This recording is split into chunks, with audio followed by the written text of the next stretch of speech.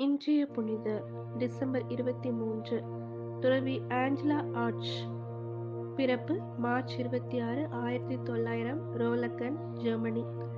இறப்பு December 23, 1944, Auschwitz வதைமுகாம், Poland. இவர் September 27, 1933 தமத்திருத்துவ சபையில் சேர்ந்தார். தனது துறவற வாழ்விற்கு தேவையான அடிப்படை பயிற்சிகளை பெற்று செப்டம்பர் 28, 1938 தனது நிரந்தர வார்த்தைப்பாடுகளை பெற்று துறவியானார். திரையிறுதி இயேசுவின் ஆஞ்சலா என்று தன் பெயரை மாற்றிக்கொண்டார்.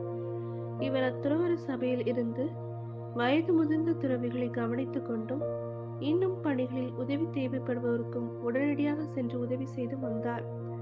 இவர் ஹிட்லரின் நாசி கொள்கையை கடைபிடிக்கும்படி வற்புறுத்தப்பட்டார்.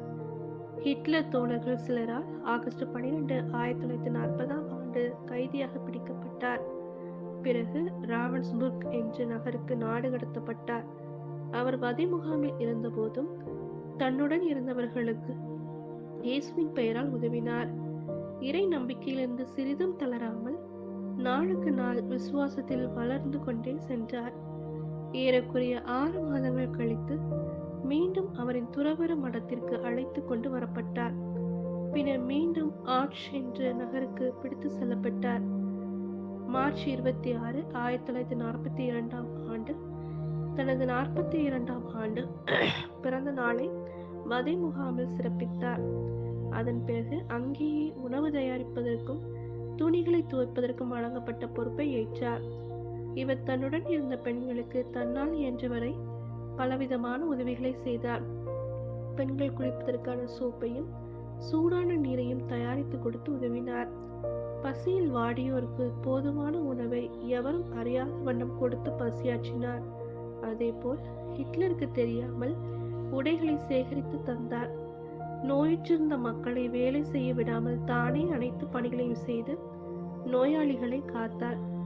இதனால்தான் சிறிதும் ஓய்வு எடுக்காமல் எப்போதும் மற்றவர்களின் நலனையே கருத்தில் கொண்டார்.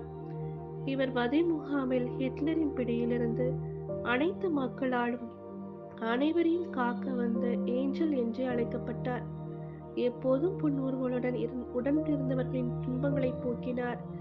இவ்வாறு எல்லோரின் இதயங்களிலும் இடம் பிடித்த ஏஞ்சல் குண்டுமலை வீசப்பட்டதில் சிக்கி இறைவனடி சேர்ந்தார்.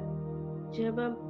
உயிருள்ள இறைவா, நீர் இவ்வுலகில் வாழ்கின்றீர் என்பதை துறவி ஆஞ்சலாவின் வழியாக வெளிப்படுத்தினீர்.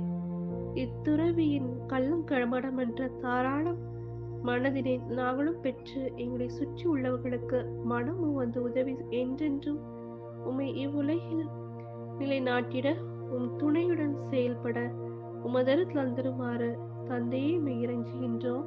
ஆமென்.